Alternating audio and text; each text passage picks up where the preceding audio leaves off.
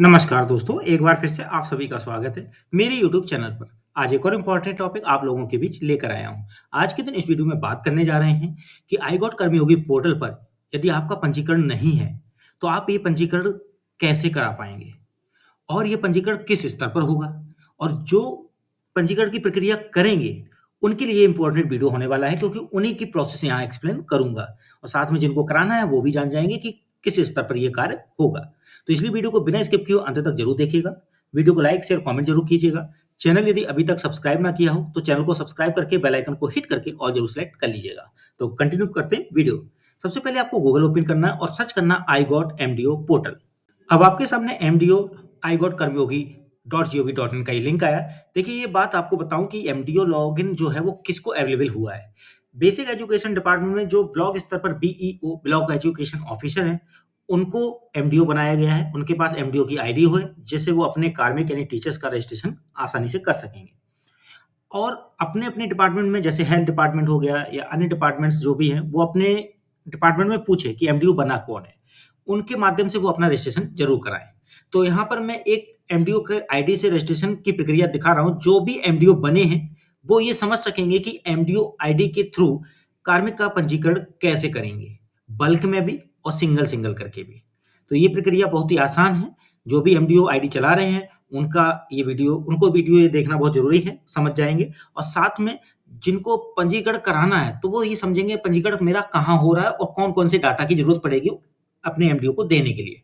तो उनका भी वीडियो ये इंपॉर्टेंट होने वाला है। तो क्लिक करते हैं mdo.igotkarmyogi.gov.in के इस लिंक पर। MDO I got Karmayogi portal का ये होम पेज ओपन हो गया है। अब यहाँ पर जो भी एमडीओ हैं उनके लिए एक वेलकम मैसेज है कि वेलकम टू एमडीओ पोर्टल।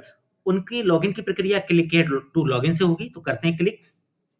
अब यहाँ पर ये देखिए लॉगिन पेज आया है। ये लॉगिन पेज उसी तरह से है जैसे कार्मिक का होता है, लॉगिन विद पासवर्ड और लॉगिन विद ओटीपी। तो mostly login with OTP use कर रहे हैं कार्मिक भी। तो यहाँ भी एमडीओ जो बनाए गए हैं, जो पंजीकरण करेंगे अपने कार्मिकों का, वो भी लॉगिन विद ओटीपी का प्रयोग करेंगे। तो लॉगिन विद ओटीपी पर क्लिक करें और अपना रजिस्टर्ड मोबाइल नंबर यहाँ इनपुट करके रिक्वेस्ट ओटीपी पर क्लिक करें। तो देखिए जैसे ही एमडीओ का रजिस्टर्ड मोबाइल नंबर डालकर रिक्वेस्ट ओटीपी किया तो ओटीपी गया होगा। अब उस ओटीपी को यहाँ फिल करेंगे और सबमिट करेंगे। सक्सेसफुली लॉगिन होने के बाद एमडीओ पोर्टल का ये डैशबोर्ड आपको दिखेगा। यहाँ पर आप यूजर्स देख रहे हैं साइड में, इसी में आपको मिलेगा ऑनबोर्डिंग। इस पर क्लिक करना होगा। जैसे ही आपने ऑनबोर्डिंग पर क्लिक किया तो आपके सामने ये ऑनबोर्डिंग के 3 ऑप्शंस दिखेंगे: बल्क क्रिएशन, कस्टम रजिस्टर्ड वो रजिस्ट्रेशन लिंक और इंडिविजुअल क्रिएशन। देखिए बल्क क्रिएशन का मतलब है कि एक साथ कई कार्मिक का डाटा एक एक्सेल में फीड करके उसे यहाँ अपलोड करना, जिसके बाद एक साथ उनका अपलोडिंग वो रजिस्ट्रेशन की प्रक्रिया कंप्लीट हो जाएगी अपलोडिंग के थ्रू। तो उसका फॉर्मेट क्या होगा जो डेटा कलेक्ट करेंगे, तो उसकी एक एक्सेल फाइल में प्रेजेंट कर देता हूं। यहां से डाउनलोड कर लेंगे सैंपल फाइल, उसी में वो देखेगा सब कुछ। तो देखिए सैंपल फाइल में फुल नेम, ठीक है, mandatory, email ID mandatory, mobile number mandatory, group भरना, ग्रुप में मतलब ए बी सी डी ये पोस्ट के अकॉर्डिंग होते हैं और संविदा कर्मी है तो कॉन्ट्रेक्चुअल वाला भी मिलेगा। इसके अलावा यहाँ पर आप देखेंगे साइड में तो आपको एक डेजिग्नेशन भी मिलेगा जो कि मैंडेटरी है भरना। ये डेजिग्नेशन के जो एंट्री है वो सिलेक्ट करनी है, 1 एंट्री है जो उनमें से ही चुनना है, ठीक है। ऐसे ही ग्रुप में भी सिलेक्ट करना है। जेंडर भरना है, जेंडर में के बाद कैटेगरी आएगा जनरल, ओबीसी, एससी वाला इस तरह का। और डीओबी का पैटर्न जो है वो इस तरह से एक्सेल शीट में भरना है। और ऑनलाइन अगर सिंगल सिंगल कर रहे हैं तो वहां सिलेक्ट हो जाता है कैलेंडर से ही, तो वो ऑटोमेटिक ले लेता है, ठीक है। तो D D M M Y Y Y Y के फॉर्मेट में ये होगी डीओबी। मदर टंग में भरना है, ठीक है।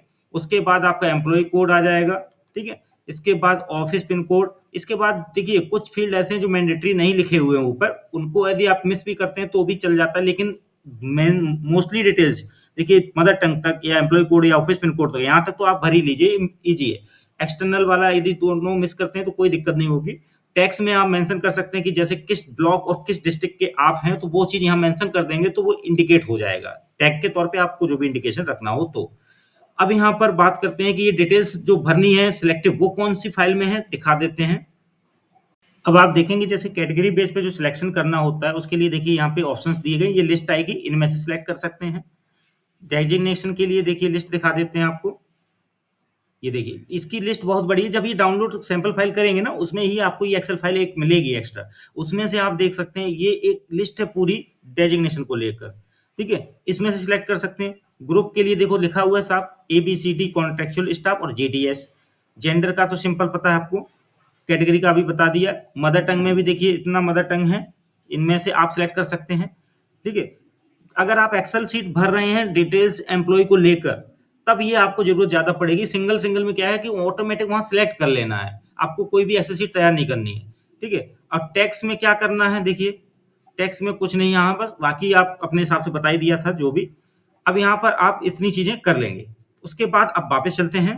अब जो भी आपने एक बल्क एम्प्लॉय को लेकर एंट्री करके एक फाइल तैयार की एक्सेल की, उसको अब यहाँ ब्राउज करके उसे अपलोड कर देंगे। मैक्सिमम साइज देखिए लिखा है 10 MB से ज्यादा नहीं सपोर्ट करेगा, और फाइल का सपोर्ट टाइप जो है वो CSV होगा। तो इस तरह की चीजें ध्यान रखनी है, डिटेल्स किस फॉर्मेट में भरनी है, कौन कौन सी मैंडेटरी है, और किस टाइप की फाइल है, किस साइज की फाइल है मैक्सिमम। तो ये चीजें ध्यान रखते हुए यहाँ आप अपलोड कर सकते हैं। अब आता है यहाँ पर इंडिविजुअल रजिस्ट्रेशन करना। तो देखिए ऊपर ही लिखा हुआ है इंडिविजुअल क्रिएशन, तो यहाँ क्लिक करें। अब देखिए यहाँ पर इंडिविजुअल क्रिएशन यानी सिंगल सिंगल करके एंट्री करके रजिस्ट्रेशन करना। तो यूजर डिटेल्स में सबसे पहले फुल नेम भरेंगे, उसके बाद यहाँ ईमेल आईडी भरेंगे, मोबाइल नंबर भरेंगे, डेजिग्नेशन यहाँ सिलेक्ट कर लेंगे, ग्रुप यहाँ सिलेक्ट कर लेंगे, डेट ऑफ बर्थ यहाँ पर कैलेंडर से सिलेक्ट कर लेंगे। और जिसमें देखिए स्टार लगा है इसका मतलब उसे कंपलसरी ही भरना है, ठीक है। यदि किसी कारण से कोई डेटा नहीं आता है तो ये ध्यान रखना है कि स्टार वाला है तो भरना ही पड़ेगा, तभी रजिस्ट्रेशन होगा। और जिसमें स्टार नहीं लगा उसको छोड़ भी सकते हैं हाल फिलहाल, बाद में अपडेट कर सकते हैं, ठीक है। और मदर टंग, जेंडर, फिर इसके बाद कैटेगरी, पिन कोड, टैग, ये डिटेल्स भी आपको भरनी होंगी। यदि किसी कारण से जो नॉन मैंडेटरी डेटा है वो नहीं है, बाद में मिलता है, तो आप फिलहाल रजिस्ट्रेशन करके आगे अपडेट कर सकते हैं।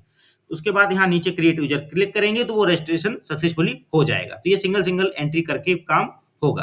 क्लियर।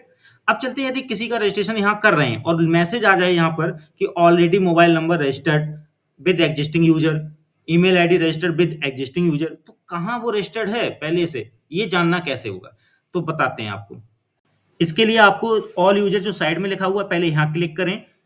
अब देखिए यहाँ पर ऑल यूजर्स पे जब क्लिक किया तो आपके सामने यहाँ पर ऑल यूजर्स के नीचे ही एक बॉक्स आ रहा है सर्च का। तो यहाँ नाम, मोबाइल नंबर, ईमेल आईडी कुछ भी डालकर सर्च कर सकते हैं। जैसे मोबाइल नंबर डालेंगे या ईमेल आईडी यूनिक होगी तो इसका सर्च करना आसान होगा। वही कैंडिडेट आएगा जिसकी ईमेल आईडी या मोबाइल नंबर यूज कर रहे हैं। यदि आता है तो यानी वो रजिस्टर्ड है।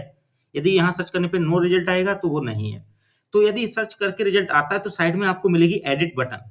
जब एडिट बटन पर क्लिक करेंगे तो देखिए आप यहाँ पर देख सकेंगे कौन सा मोबाइल नंबर उसके अंदर लगा है, कौन सी ईमेल आईडी लगी हुई है, ठीक है। और उसके अंदर की डिटेल्स में भी कोई अपडेट करना हो, मोबाइल नंबर, ईमेल आईडी या उसकी अन्य डिटेल्स, वो भी अपडेट कर सकते हैं। किसी का मोबाइल नंबर बंद हो गया, खो गई सिम, या ईमेल आईडी काम नहीं कर रही, नई ईमेल आईडी अपडेट कराना चाह रहे, एनीथिंग कुछ भी अपडेट करना चाहें तो वो करवा सकते हैं। लेकिन पुरानी डिटेल्स देके पहले उसे सर्च करना होगा।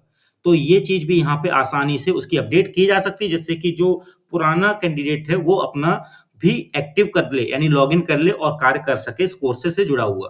तो ये वीडियो बहुत ही हेल्पफुल होगा सभी के लिए जिनके लिए प्रॉब्लम आ रही है, जो एमटीओ बेस पे काम कर रहे हैं उनको, या जिनके पंजीकरण में समस्या है, या जिनकी सिम खो गई या उन्हें अपडेट कराना, उनके लिए भी कि ये प्रक्रिया कहाँ से होगी। तो ये वीडियो बहुत ही हेल्पफुल हो गया सभी के लिए।